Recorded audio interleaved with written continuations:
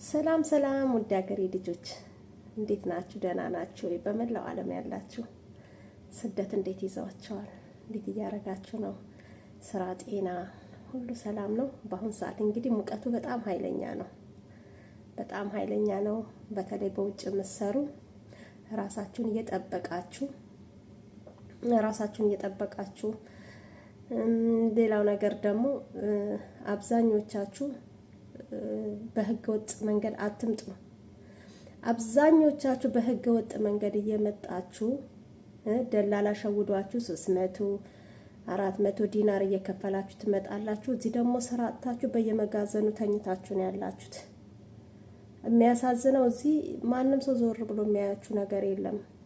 ሀገራችሁ አይደለም ተንቀሳቅሳችሁ እንደልባችሁ እንትን አትሉም፣ ትያዛላችሁ። ብዙ መንገላታት አለ እና አብዛኛውን ጊዜ ብዙ ሰው ይሄን ነገር ቪዲዮ ይሰራበታል። ሌላው ነገር ደግሞ እዚህ ሀገር መታችሁ አትጥፉ፣ እንደ ድሮ አይደለም። አትጥፉ።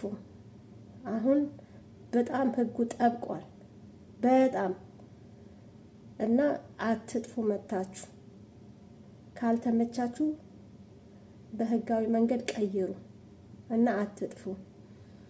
እና በተረፈ ደግሞ ያ ጊዜ ካላችሁ ምንድነው እሱ ቲክቶካችሁን ከፍታችሁ ቲክቶክ አሳድጉ። ፌስቡክ መክፈል ጀምረዋል። ቲክቶክ ለወደፊቱ ሀገር ቤት ገብታችሁ ማስታወቂያ ተሰሩበታላችሁ። ዩቲዩብ ክፈቱ። ዩቲዩብ ከፍታችሁ ደግሞ በተቻላችሁ ባላችሁ ጊዜ ከፍታችሁ ቀስ እያለም ቢሆን ሰው መሙላቱ አይቀርም። አገራችሁ ስትገቡ የሆነ ነገር ትሰሩበታላችሁ።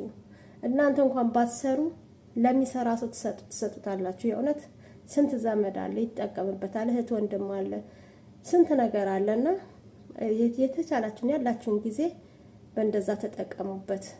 እና በተረፈ ደግሞ እንደዚህ ሙቀት በሚሆንበት ሰዓት ራሳችሁን ጠብቁ፣ ውሃ በደንብ ጠጡ።